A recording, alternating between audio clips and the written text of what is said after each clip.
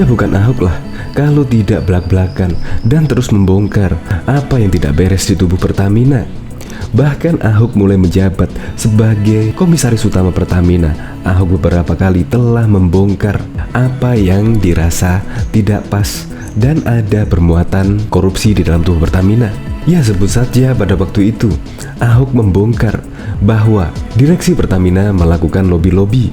Ahok menyebut bahwa perubahan sejumlah direksi Pertamina dilakukan melalui Menteri Badan Usaha Milik Negara Erick Thohir, terutama soal jajaran di direksi.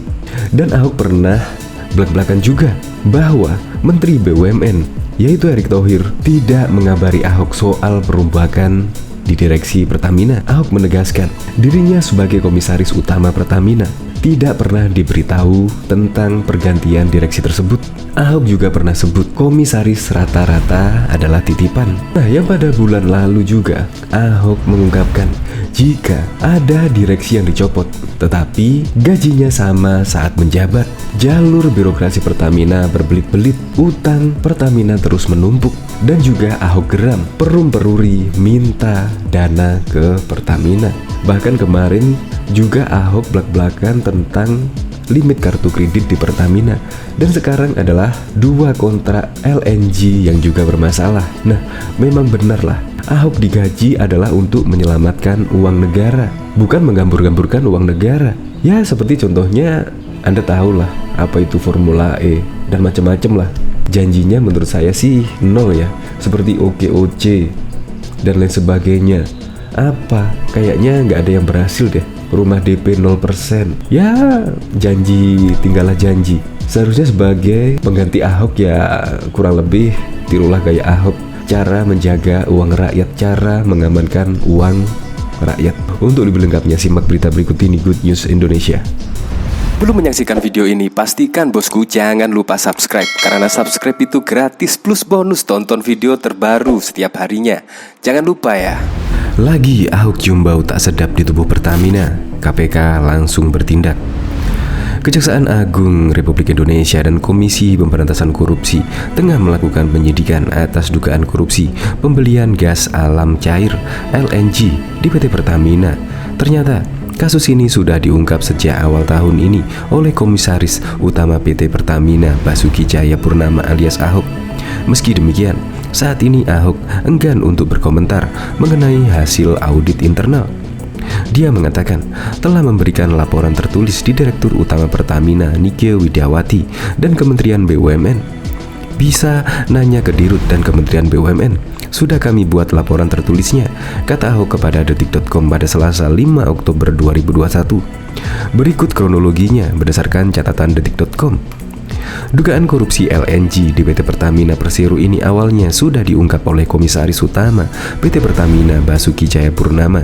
Dia mengendus ada yang tidak beres dengan kontrak jual beli LNG yang dilakukan perusahaan. Dugaan itu disampaikan Ahok pada awal tahun 2021. Mengutip CNBC Indonesia, disampaikan Pertamina memiliki 2 kontrak jual beli LNG yang diduga bermasalah. Salah satunya perjanjian dengan Anadarko Petroleum Corporation pada Februari 2019. Dalam perjanjian itu Pertamina akan membeli LNG dari Mozambik, LNG 1 Company PT Ltd, entitas penjualan bersama yang dimiliki Mozambik Area 1 Co-Venturer. Perjanjian itu berlaku untuk 1 juta ton LNG per tahun dengan jangka waktu 20 tahun dan direncanakan besok dipasok pada 2024 mendatang. Ahok pada saat itu mengatakan pihaknya memang tengah melakukan audit internal untuk perjanjian jual beli LNG Pertamina yang bermasalah itu. Dirinya juga mengakui akan 2 kontrak perjanjian jual beli LNG yang tengah diaudit, namun dirinya enggan menjelaskan secara rinci. Kami sedang menunggu hasil internal audit, ungkapnya. Kemudian Kejaksaan Agung Republik Indonesia melakukan penyelidikan mulai 22 Maret 2021. Hal itu disampaikan Kepala Pusat Penerangan Hukum Kapus Penkum Kejagung Leonard Ebenezer Simanjuntak. Kami sampaikan bahwa Direktur Penyidikan pada Jaksa Agung Muda Tindak Pidana Khusus telah melakukan kegiatan penyelidikan sejak tanggal 22 Maret 2021 atas dugaan indikasi fraud dan penyalahgunaan kewenangan dalam kebijakan pengelolaan LNG portofolio di PT Pertamina, ujar dia dalam keterangannya. Namun, saat ini penyelidikan ini disebut telah selesai dilakukan oleh tim penyelidik, kemudian akan dinaikkan pada tahap penyidikan. Saat ini tim penyelidik pada Jaksa Agung Muda Tindak Pidana Khusus telah selesai melakukan penyelidikan untuk selanjutnya dinaikkan ke tahap penyidikan, tuturnya. Kepala Pusat Penerangan Hukum Kapus Penkum Kejagung, Leonard Ebenezer Simanjuntak, mengatakan KPK saat ini juga tengah melakukan penyelidikan dalam kasus tersebut. Leonard menuturkan, Kejagung mempersilahkan KPK melakukan penyidikan agar tidak terjadi tumpang tindih penanganan perkara. Oleh karena itu, untuk tidak terjadinya tumpang tindih penanganan perkara, Kejaksaan Agung Republik Indonesia mempersilahkan dan tidak keberatan untuk selanjutnya KPK dalam melakukan penyidikan terhadap perkara dugaan tindak pidana korupsi yang dimaksud, katanya. Ketua KPK Firly Bahuri membenarkan dan menyebut KPK dan Kejagung berkoordinasi untuk penanganan kasus itu. Penyidikan ini sesuai dengan tugas KPK yang diatur dalam Undang-Undang Nomor 19 Tahun 2019.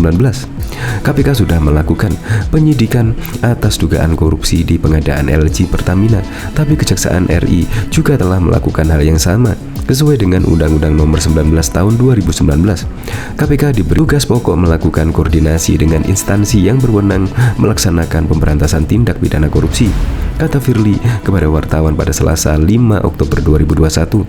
Maka KPK dan Kejaksaan melakukan koordinasi terkait penyelidikan, penyidikan, dan penuntutan tindak pidana korupsi, tambahnya. Firly pun menyambut baik niat Kejagung yang menyerahkan pengusutan perkara ke KPK. Firly memerintahkan Deputi Penindakan KPK untuk menindaklanjuti. KPK menyambut baik kebijaksanaan Jaksa Agung bahwa perkara tersebut ditangani oleh KPK. Selanjutnya PLT Deputi Korsup dan Deputi Penindakan KPK lah yang menindaklanjuti. Deputi Penindakan dan Eksekusi KPK telah berkomunikasi dengan Japitsus, ujarnya. Staf khusus Kementerian BUMN Arya Sinulinga mengatakan pihaknya meminta masyarakat agar menunggu hasil penyelidikan atas kasus tersebut. Tunggu dari Kejaksaan atau KPK, kita tunggu aja, ucapnya kepada awak media Selasa 5 Oktober. Arya masih irit bicara mengenai dugaan tersebut. Namun dia mengatakan jika yang dipermasalahkan dalam kontrak adalah harga. Menurutnya sekarang situasinya sudah berubah. Katanya harga nggak begitu baik, sekarang sudah bagus, ucapnya. Ahok juga tak banyak bicara mengenai hasil audit internal tersebut. Dia mengatakan telah memberikan laporan tertulis ke Direktur Utama Pertamina Nike Widawati dan Kementerian BUMN. Bisa nanya ke Dirut dan BUMN. Sudah kami buat laporan tertulisnya, kata Ahok kepada detik.com.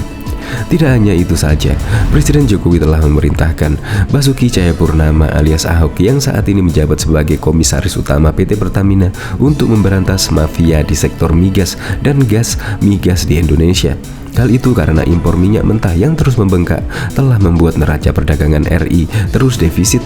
Dan Jokowi meyakini soal impor minyak ini tak lepas dari masih adanya mafia migas. Menurutnya, itu menjadi salah satu alasan penempatan Basuki Cahayapurnama atau Ahok di perusahaan tersebut. Ini disampaikan Jokowi kepada wartawan usai menghadiri rapat koordinasi nasional tim percepatan akses keuangan daerah dan silaturahmi nasional Bank Wakaf Mikro di Hotel Mulia, Senayan, Jakarta pada Selasa 10 Desember yang lalu. Ia larinya ke situ, ujarnya menjelaskan inti pertemuan dengan Ahok dan Direktur Utama Pertamina Nike Widawati di Kompleks Istana Kepresidenan Jakarta pada Senin 9 Oktober yang lalu. Sebelumnya, Jokowi juga menyinggung oknum-oknum pengganggu ini. Akhir November lalu, Jokowi menegaskan tak segan akan menggigit mereka yang menghalangi Indonesia kurangi impor minyak. Saya tahu yang impor siapa sekarang. Kalau ada yang mau ganggu, pasti akan saya gigit orang itu.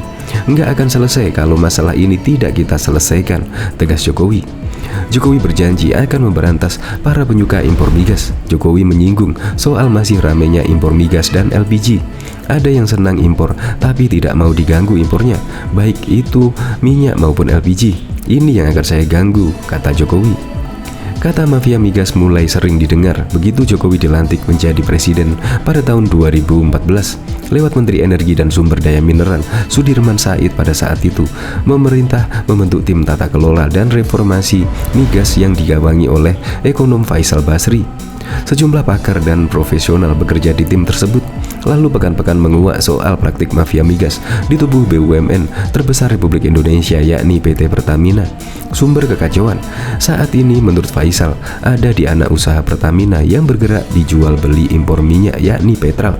Mengutip laporan tim reformasi, data kelola migas yang dirilis 2015 lalu, berikut adalah riwayat lahirnya Petral.